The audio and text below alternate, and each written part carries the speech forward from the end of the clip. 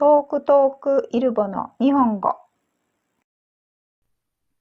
八和樹姫。日本昔話。昔々あるところに裕福な貴族のお屋敷がありました。そのお屋敷にはお姫様が一人いて、とっても可愛がられていました。小さな頃からとっても賢く、歌を詠んだり、琴を奏でたり、将来は名のある若者のお嫁さんになるだろうと、両親の期待を集めていました。ところがお姫様が13歳になる年、母君は重い病気にかかってしまいました。毎日病に伏せ、後に残していくお姫様のことが心配で、毎日観音様にお祈りしていました。するとある晩、夢の中に観音様が現れ、こうおっしゃいました。娘のことが大切なら、頭に鉢をかぶせることです。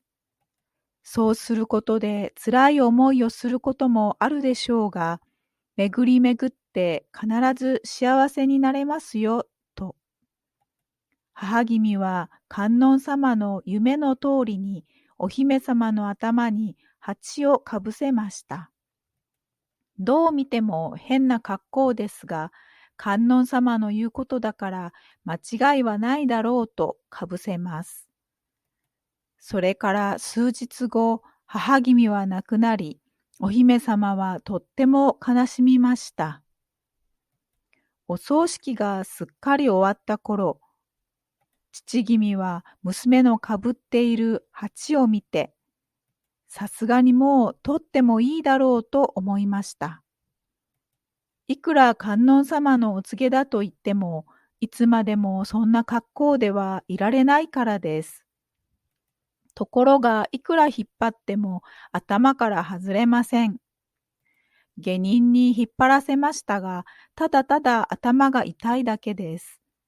お姫様も父君もとっても困ってしまいました。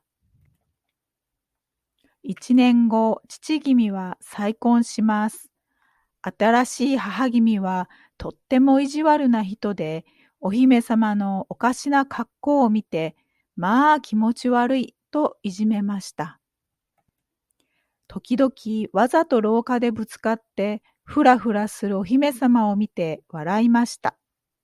鉢をかぶって不自由な姫をいたわるどころかいじめるのです。まともにご飯も食べさせませんでした。しかもいじめたことをお父さんに言いつけると、ひどいわと言って水をぶっかけたり、棒で殴ったりしました。とうとう最後は下人に命じて遠くに連れて行き、お姫様は捨てられてしまいました。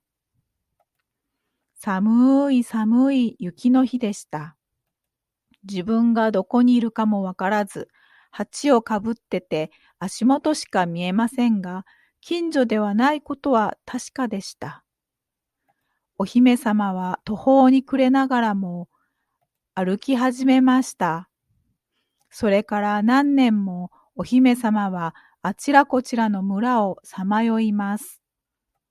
食べるために洗濯をしたり、仕事を手伝ったりしました。お姫様の変な格好を見て、みんな最初は気持ち悪がるのですが、とっても働くので、どこへ行ってもすぐ気に入られました。ある日、お姫様が河原で元気に洗濯をしていると、足を突然踏み外してしまいました。あっと思った時には、川の中で溺れると思いましたが、幸いにも鉢があったため、どこかの河原に着きました。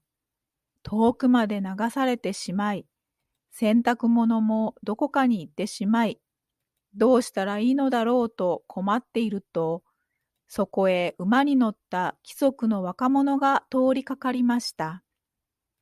一体どうなさいました？そんな鉢などかぶって、よほどの事情があるようですが、とても優しくて信頼できる声でした。お姫様はその若者にこれまでのことを話しました。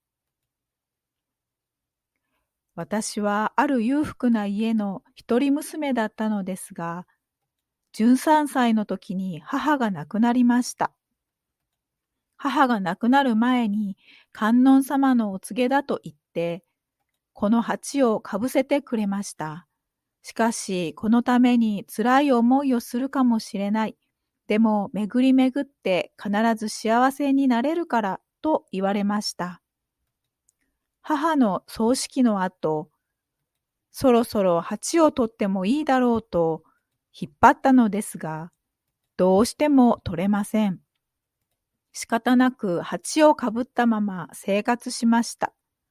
それから父が再婚して新しい母が来たのですが、その母はこんな私の姿を見ていじめました。廊下でわざとぶつかり、よろける私を見て笑いました。最後はとうとういじめにも飽きて、私を遠くに捨てました。それもわざわざ雪の日にです。本当にひどい話です。私は生きていくために洗濯したり働きました。こんな格好をしているので、最初は気持ち悪がられるのですが、頑張っているうちに周りの方々は受け入れてくださいました。今日も川で洗濯をしていたのですが、思わず足を滑らせてしまい、こんな遠くに流されてしまいました。洗濯物も流されてしまい、どうしたらいいか困っています。若者はすっかり姫の話に引きつけられ、こんな素晴らしい女性に出会えたことに希望を感じました。そしてぜひこの方をお嫁にもらいたいと思いました。後に若者はお姫様にその思いを伝え、お姫様も受け入れ、二人はめでたく夫婦となり幸せに暮らしました。おしまい。最後まで視聴してくださりありがとうございました。日本語の勉強に少しでも役に立ったなら、いいね、チャンネル登録よろしくお願いします。